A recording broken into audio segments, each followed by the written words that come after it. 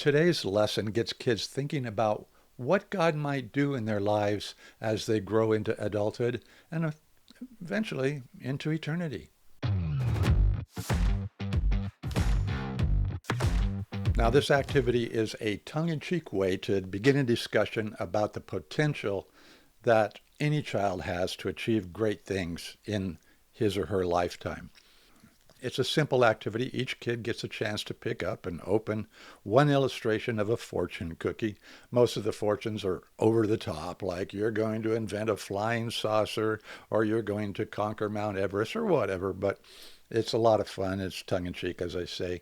Every fortune, though, has a single question. What would you have to do to prepare yourself to fulfill this prediction?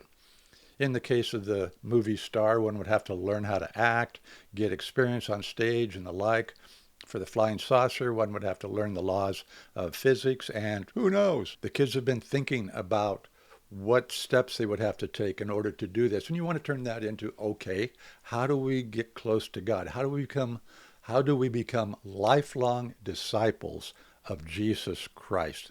So focus on, what do we have to do to walk with God? And you can come up with, well, we need to understand our Bibles. That's why we're here in Sunday school. We need to pray. We need to figure out how God wants us to serve him with our lives, and so forth. Adventure bingo. Each student is given a bingo card that has 16 spaces, each with an illustration of a possible adventure that could happen to them someday. You, the teacher, have matching cards, and they are labeled to clearly tell what each illustration represents. You can have a little fun with the kids when they score, when the game wins. You can ask the kids to say, so what are the adventures you're going to get into? And again, that gives you a chance to talk about the adventures that Jesus Christ has for us. For the little kids who like to wear silly things, here is Gideon's helmet.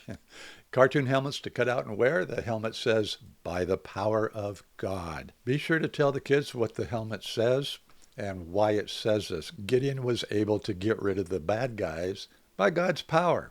And you can remind the kids that God has many exciting adventures ahead for those who love him and his son, Jesus Christ. As always, there's teachers' pages that give a little bit of instructions. I am Tom, and I love giving these things away, so be sure to download them at the link below.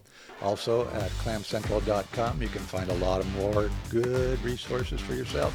God bless you in your ministry. I'm sure he does, and we'll see you next time.